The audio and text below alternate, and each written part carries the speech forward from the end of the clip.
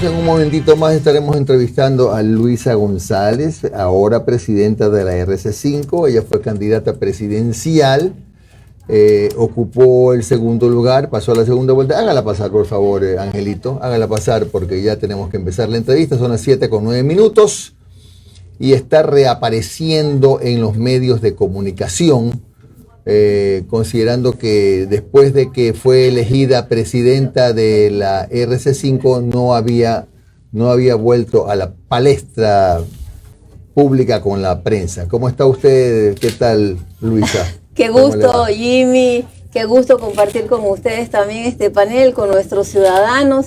En efecto, no había dado entrevistas, empezamos nuevamente las entrevistas, había tomado un tiempo para estar en familia. Luego también la salud se me quebrantó un poco, me dio COVID, pero ¿sí? Ya estamos de vuelta, sí. Oiga, soy parte de las estadísticas. Claro, está bien. Oiga, Luisa, usted ahora que ve lo que está pasando en el país, las complicaciones, que hay 18 millones de dólares en caja, que no hay plata ni para comprarle energía a Colombia, que a duras penas que ha tenido que utilizarse plata de todas las EPs del Ecuador para poder pagar los sueldos de noviembre. No dice, caramba, de la que me salvé al no ganar la presidencia de la República. Usted tenía la lámpara de Aladino para resolver todo lo que no se ha podido hasta ahora. La inseguridad ni hablar, ¿no? Bueno, Jimmy, nosotros como candidatos a la presidencia de la República debíamos conocer el país por el cual estábamos pidiendo ser presidentes. No podemos decir, ¡ay, sorpresa!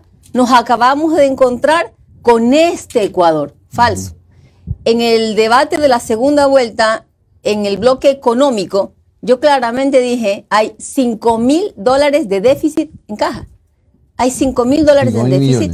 5.000 millones de dólares de déficit, más lo de la deuda, son 8.000 millones de déficit que tiene el país. ¿Cómo resolverlos? Había mecanismos para resolverlos, sin perdonar las deudas a los grandes deudores que ya se les ha perdonado además. Parte de eso era traer las reservas internacionales, cobrar las deudas, allí ya podías tener 5.000 millones de dólares, exenciones tributarias ineficientes, allí son cerca de 6.000 millones de dólares, entre otros mecanismos. Además, que para poder combatir el déficit de forma permanente, tú tienes que generar crecimiento económico sostenido. ¿Cómo lo logras? Reactivando la economía, no dejando que se te contraiga. Ya sabíamos que teníamos una deuda con los GATS.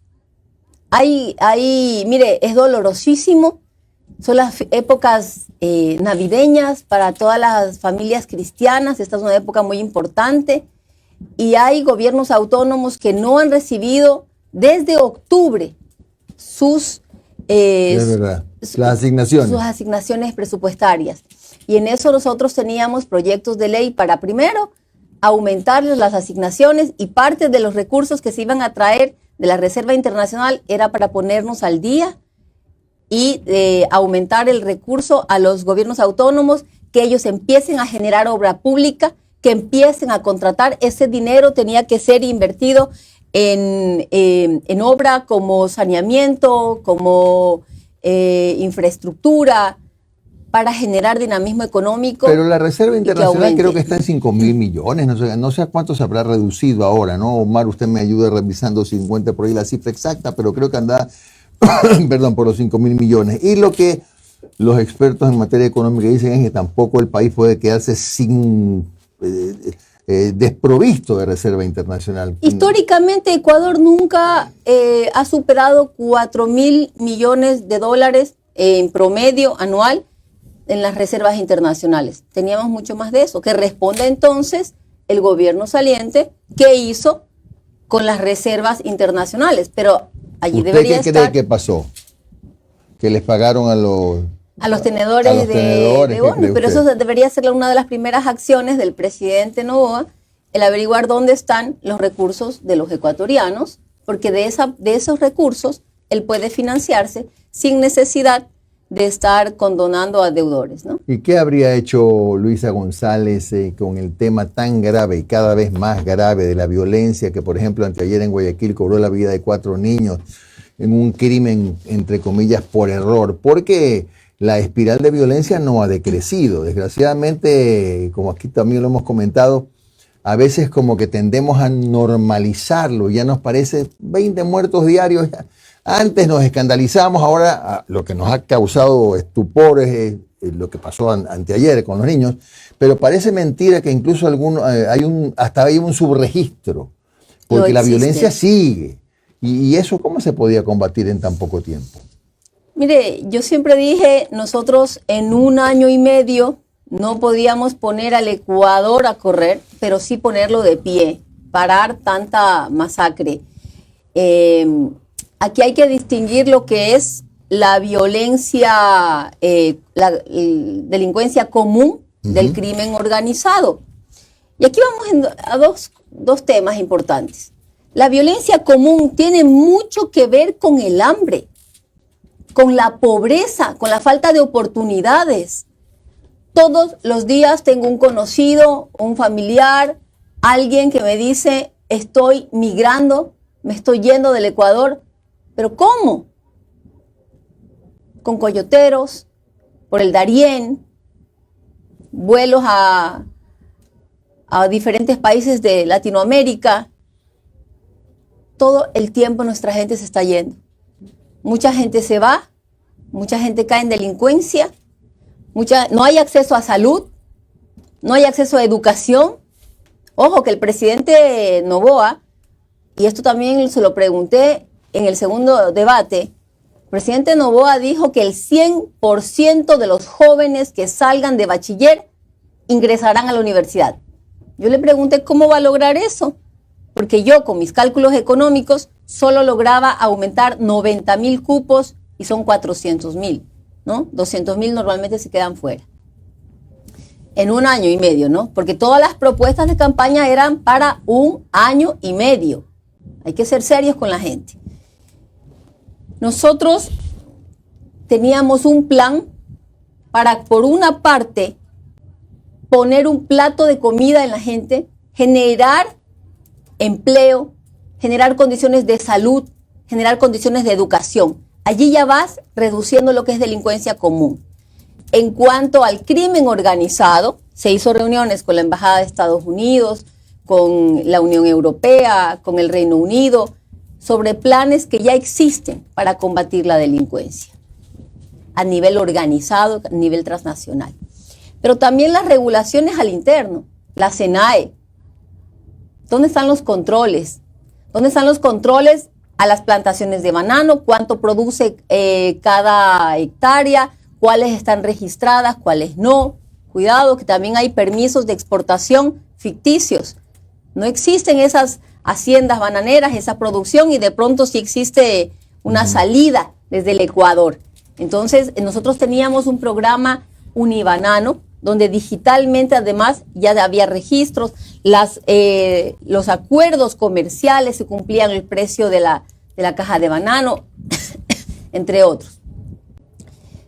Muchas medidas para equipar a la policía.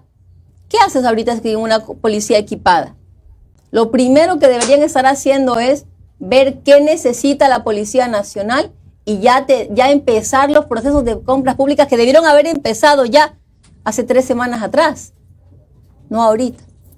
Bueno, el problema también sigue siendo el mismo, Luis, que no hay plata para nada. Ahora, aún con este panorama... Hay una subejecución presupuestaria también, ¿no? Claro, claro. Hay subejecución presupuestaria, sí. Y también hay recursos. Lo que habría que determinar es que si esa subejecución presupuestaria se debe a que las partidas no había porque no hubo la plata y se proyectó la ejecución sobre la base de presupuesto que iba a llegar y nunca llegó. También eso hay que ver, es posible, ¿no? No estoy justificando, digo que a lo mejor parte del problema del gobierno anterior es que todos los presupuestos de los ministerios fueron humo, porque no había la plata y calcularon invertir 1.000 millones en tal ministerio y resulta que nunca hubo sino 200. Entonces eso también hay que revisar. Usted, con todo este panorama, digo, ciertamente preocupante, ¿va a volver a intentar la presidencia de la República en 2025?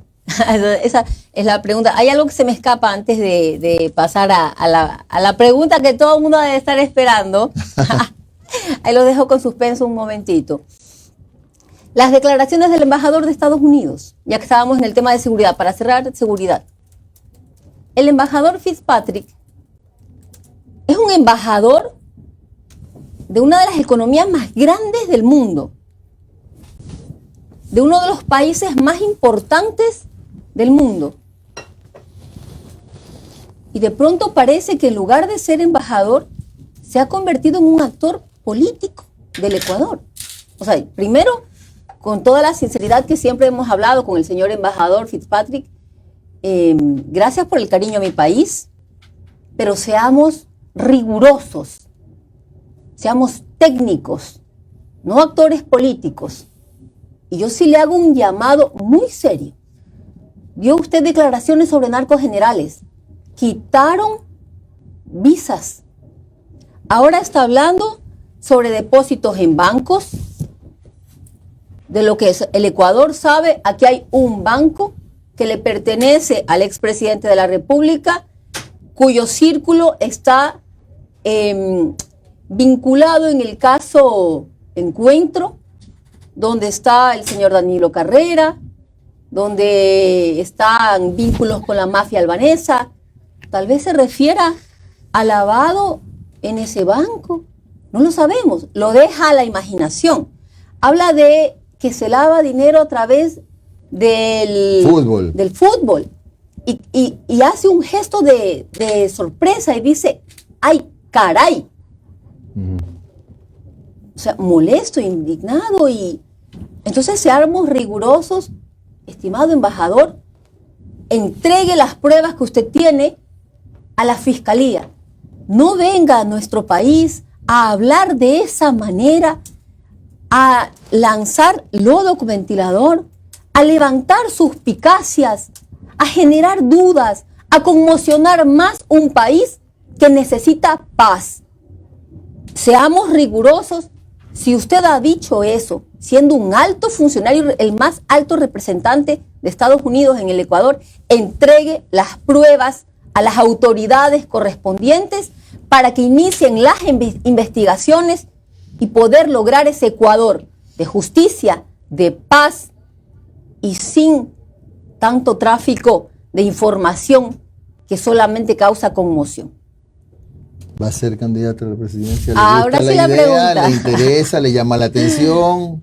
Mire, yo siempre voy a estar donde mi partido me requiera. Yo actualmente soy la presidenta de la Revolución Ciudadana y estaré donde me requieran el día de mañana. Bueno, se la sacó bien. Continúen, por favor. Pero la anima. ¿Le anima la idea de volver a recorrer el país y ser candidato? Voy a recorrer el país actualmente, ¿no? Dentro de mi agenda estará siempre Guayas. Una semana de cada mes voy a pasar en Guayaquil, en Guayas, recorriendo la provincia. Una semana en cada mes. ¿Algo en específico? ¿Por qué Guayas? Bueno, por densidad poblacional he distribuido un poco mi tiempo, el territorio, Pichincha, Guayas, Manabí, Los Ríos, la Amazonía, el centro del país, pero por la cantidad de población que existe, amerita un poco más de atención. Supongo que ya una vez pasado el tiempo de la segunda vuelta, la efervescencia, al interior del buró del partido ya con números fríos, con cálculos, viendo números, detectaron esas zonas complicadas electoralmente hablando para la RC. O sea, lo primero que se me viene a la mente es Tungurahua, por ejemplo. En Tungurahua fue 25 a 75. O sea, es un resultado bastante complejo. Lo mismo en algunas provincias, bueno, casi en todas las provincias de la sierra. Entonces, ¿qué se tiene que hacer políticamente en la sierra, sobre todo en la Sierra Centro, que son los números más complicados para la RC, para mejorar un poco las perspectivas para 2025? Fíjense, en las provincias en las que más baja votación nosotros sacamos, son las provincias en las que existen más pugnas internas en nuestro partido. El bando, el grupo, el no me llevo aquí, no me llevo allá, y la falta de gestión política también que ha habido en el territorio. La Sierra Central ha estado prácticamente un poco sin un liderazgo, sin una conducción, y lo vamos a retomar. Pero vamos a fortalecer lo que es la gestión política en el territorio. Pero eso ¿es algo tema provincial o del Buró Nacional? Bueno, el Buró Nacional no es exactamente el que se encarga de la parte política, eso lo hace la presidenta del partido, y es lo que me corresponde ahora en mi trabajo, ¿no? Tanto así que no tuvimos ni siquiera candidato a alcalde en las seccionales en Tungurahua, en Ambato. No tuvimos candidato a alcalde en Ambato. Entonces, todo esto ha demostrado un problema también interno de nuestra estructura, de nuestras bases, y eso lo vamos a ir recomponiendo. ¿Qué pasa al interior de la RC, Luisa? Primero fueron las declaraciones de Pierina Correa, inclusive usted le fue dando ahí su toquetón, después después fue Marcela Guiñaga, después explotó el caso de Soledad Padilla, Ferdinand Álvarez salió, ahora despotrica contra todo el movimiento y contra todo dirigente del movimiento. ¿Qué pasa al interior de la RC? En estos momentos, siempre después de una elección, y más aún cuando se pierde, siempre hay turbulencia, pero ¿cuál es la situación actual de la RC? Bueno, somos una gran familia. Una familia muy, muy grande, una familia numerosísima. Gracias a Dios, bueno, somos la más entre fuerte. Primos lejanos se están peleando. En toda familia hay conflictos. Muchas veces los hermanos se pelean, ¿no? Tienen diferentes criterios, tenemos diferentes formas de ver muchas cosas. La RC es muy diversa. Hay gente de extrema izquierda, habemos personas más progresistas, hay quienes dicen no, yo soy de este estilo, del otro, pero somos una familia. Y como en toda familia existen discrepancias y en muchas ocasiones existen esas pequeñas momentos de alejamiento de uno o de otro, que esperamos que en su momento pues todos vuelvan a ser lo que hemos sido, ¿no? La principal fuerza, la Revolución Ciudadana, un proyecto político de esperanza, de fe, de alegría, de una patria en la que te levantes con seguridad, con empleo, con salud digna, ¿no? Una patria de libertad. Y pues esperemos que en el camino esas discrepancias se vayan limando, sí, solucionando. ¿Marcela Guiñaga sigue estando en el movimiento como tal? Marcela Guiñaga es parte de la Revolución Ciudadana, ella lo ha dicho claramente, es nuestra prefecta, que ha decidido tomarse un tiempito, un oxígeno, diría yo, bueno, tal vez a veces es bueno, es necesario, y yo sé que ella igual sigue teniendo su corazón en la Revolución Ciudadana. Perfecto, y solamente para cerrar el tema legislativo. Ahora se da este acuerdo legislativo ADN, PSC, RC para lo que fue presidencia, CAL y comisiones. Así es. Y se podría decir que el primer punto de quiebre fue la presentación del juicio político a la fiscal Diana Salazar por parte de la RC con Gisela Garzón, si mal no recuerdo, sí, que ella es la proponente del juicio político. Hubo estos roces al interior de la Comisión de Fiscalización por el tema de Fernando Santos Alvite, en donde la RC fue los únicos que votaron a favor, pero el resto se levantó al considerar que se estaba dando una acción irregular al interior de la comisión. Lo protegieron con su ausencia. Pero el señor Cronfle dice que tenía que ir por orden de prelación los juicios políticos. El señor Cronfle no entregó a tiempo la información. Se le solicitó la información de qué juicios estaban en cola. Lo demoró deliberadamente, al parecer, porque al final sí ha tenido la información, que no tenía la información, que no encontraban, que aquí lo dejé, que no lo encuentro. No llegó la información, entonces nuestra legisladora, Pamela Aguirre, como presidenta de la comisión, tenía que avanzar con la información que ella tenía. Así que avanzó. Al ver el señor Cronfle, al parecer, ¿no? Al ver que que estábamos avanzando desde la Asamblea, en la comisión, pues envía rápidamente la información que sí ha tenido y que no había enviado.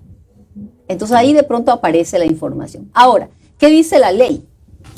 Que a falta de interpelante ya no hay juicio. Y ahí no te puedes inventar. Allí no es, yo interpreto, yo supongo. Si en la legislatura anterior se presentó un pedido de juicio político, pero ya no hay el proponente de ese juicio político, el Pleno no te puede asignar proponente. No. Pero no ha habido el interpelante puede ser. ¿No ha habido casos no anteriores proponente. en donde al no estar los proponentes, el Pleno elige a nuevos proponentes? Han habido casos anteriores, como en la presidencia del señor... O sea, Quisela, ¿no? No, se me fue el apellido, que era de los Ríos. Bueno, en el periodo de Moreno. Sí, Ya. se me fue. Todos. Es la edad, ¿no? Colectiva. La edad, no, la de ustedes. Sí. Ah. Los miro nomás. Cometieron, César Litardo, Litardo, sí. claro. Cometieron muchas irregularidades, pero eso no puede ser un precedente de que como aquí cometieron una irregularidad, como fue la consulta del 7 veces sí, sin control constitucional, ahora también lo voy a hacer de ese modo. Queremos dar una imagen de una asamblea que sepa trabajar para los ciudadanos. Y allí, dentro del económico urgente, decir, nosotros estamos con dos temas fundamentales. Ya se logró que se incluya la condonación de los intereses de los jóvenes que hicieron créditos educativos, que eso es muy importante para los ciudadanos, es un alivio económico, y estamos trabajando también para que se incluya, si es que se va a condonar deudas, empecemos por los agricultores, por los artesanos, por todos nuestra economía popular y solidaria, los pescadores, para que se les condone las deudas con el Estado hasta los $10,000. Luisa, buenos días. Noris, qué gusto. Luisa, ¿qué cosas tú consideras ya luego de una evaluación y de, me imagino, un proceso de introspección de la Luisa candidata que hubo, consideras que debían hacerse diferente desde la campaña, desde la Luisa candidata que tuvo este proceso de crecimiento, que lo vimos? ¿Qué cosas harías diferente en este momento que crees que ya está hecho, pero que tal vez hubieran podido cambiar el rumbo de la historia? Y te lo pregunto porque es importante que entendamos que en la situación en la que está el país, y ya mismo estamos de nuevo en elecciones, no solo se trata de tal vez el proyecto político de un movimiento y los intereses y la agenda que puede tener, que son legítimos de un partido, sino también del futuro del país. Y entendiendo que si nos siguen poniendo en la papeleta candidatos novatos, con muchas ganas pero poca experiencia, y otros con muchísima experiencia que ya nos ha llevado hacia el mismo camino, sigue siendo complicado para los electores. ¿Cuál es la reflexión que tiene Revolución Ciudadana después de esa campaña de qué debió hacer diferente en esta de aquí? Yo creo que la forma de comunicar es fundamental. Creo que nos falló un poco comunicar hacia los jóvenes también, a que tomen conciencia, y por eso es la importancia de formar a la ciudadanía, de formar, que ahora en enero ya lanzamos nuestra Escuela de Formación Política de la Revolución Ciudadana, de acercarnos más con mecanismos más fáciles de comunicación, ¿no? El TikTok, videos más cortos, informativos, más rápidos para los jóvenes, igual para los adultos, porque también somos esos consumidores de 5 segundos, ¿no? De pasar rápidamente en las redes. Si no te enganchas, se fue, y lo digo incluso en mi caso. Creo que eso es algo que debemos implementar un poco más para llegar a más gente, con un plan claro y que tomen conciencia. Perdón que te interrumpa, pero esa retórica del pasado, ¿tú crees que todavía debe ser sostenida? Entiendo un poco de dónde viene, pero tal vez ese pasado también tiene una connotación pesada que la gente está harta. Yo creo que hay que hacer un buen contraste, porque el pasado, ¿qué es? El pasado no teníamos este nivel de criminalidad. El pasado salíamos a la calle. El pasado teníamos empleo. íbamos a un hospital y si no nos atendían bien, tú en un tuit le decías al presidente de la República, mira este video, me están atendiendo mal, aquí está la enfermera limándose las uñas.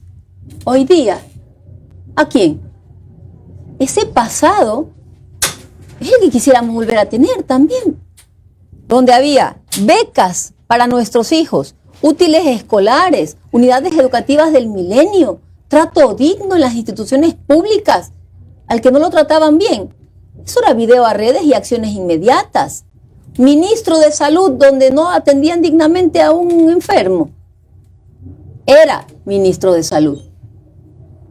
Nosotros tenemos que volver a levantar la voz y exigir. A nosotros no nos dan caridad cuando vamos a un hospital. A nosotros no nos dan caridad cuando vamos a un servicio público. Cuando nos entregan la cédula. Con turnos, dignamente, sin tramitadores. Ese es el país que queremos a futuro. Pero ese es el país que un día tuvimos. Entonces también hay que hacer ese contraste de lo que queremos. ¿Qué queremos a futuro? Mucho más. Fuimos el segundo país más seguro de Latinoamérica. Pues tenemos que ser el primero más seguro de Latinoamérica. Hacia allá tenemos que ir. Tuvimos la segunda red vial mejor de toda Latinoamérica. Solo nos ganaba Chile. Pues tenemos que ser la primera red vial mejor de toda Latinoamérica. Y hacia allá tenemos que ir.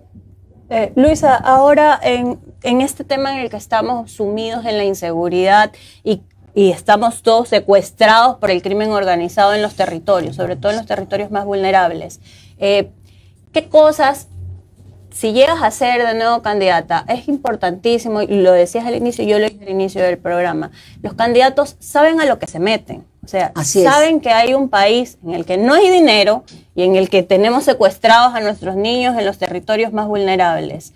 ¿Qué acciones sí se pueden hacer, concretas y tangibles, que le den tranquilidad a la ciudadanía? Porque en el caso del presidente Noboa, es verdad que tiene 20 días, 3 semanas, pero también es cierto que la gente ya no aguanta y quiere acciones. O sea, queremos sentirnos medianamente tranquilos o por lo menos ver una luz de que hacia allá va el camino. ¿Qué sí se puede hacer sin dinero como estamos en este momento como país? No, primero es que necesitamos equilibrar la economía, pero para eso se requería un presidente presente. Tú no podías empezar a gobernar el 23 de noviembre.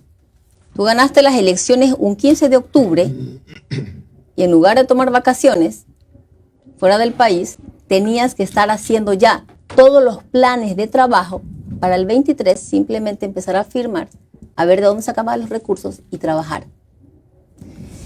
¿Qué podemos hacer? La Policía Nacional tiene que equiparse, tiene que tener armamento. Las escuelas, los centros educativos, las universidades deben ser declaradas zonas seguras. Cámaras de videovigilancia, sí hay recursos para eso, sí los hay. Hay 200 millones de dólares que devolvieron en el 2022 sin usarse. Allí están esos recursos. ¿Para qué? Para poder controlar las áreas donde están nuestros niños estudiando, al igual que las zonas hospitalarias, y generar empleo a través de la inversión pública eficiente para ir controlando y bajando la delincuencia. El poner la medicina en los hospitales, que también tenían su ejecución presupuestaria, es fundamental para poder combatir esa delincuencia y ese crimen, esa delincuencia común. Nosotros vamos a trabajar desde el territorio, vamos a trabajar con nuestra gente, vamos a estar en cada rincón, una vez más, viendo las necesidades, viendo cómo vamos a ir construyendo ese proyecto de país a futuro para las siguientes elecciones. Como tú bien dices, quien se lanza de presidente, no es que no he sabido, encontré así la caja fiscal, me encontré con este país, ya sabemos qué país encontramos. Para eso, tú te lanzas de presidente, para solucionar el problema que existe en el país. Lo vamos a empezar a trabajar desde ya, recorriendo cada territorio. En Guayaquil estaré toda esta semana. Nuestro director provincial actual es funcionario El trabajar el territorio requiere tiempo completo, 24/7, por lo cual no puede seguir siendo nuestro director actual porque es concejal. Y le agradecemos muchísimo, así que he decidido encargarle la dirección provincial a Francisco Estarellas, que es nuestro secretario de Acción Política. Él es el encargado actualmente de la dirección provincial del partido y vamos a estar trabajando en cada rincón de Guayas, solidarizarme con cada una de las personas que han perdido un ser amado. Como dice Jimmy, que esto no se nos haga costumbre, porque ya a veces decimos 40 muertos, 50 muertos, no, es un padre, una madre. Ahorita nos escandalizamos porque hubo 4 niños asesinados, pero no son los únicos niños asesinados.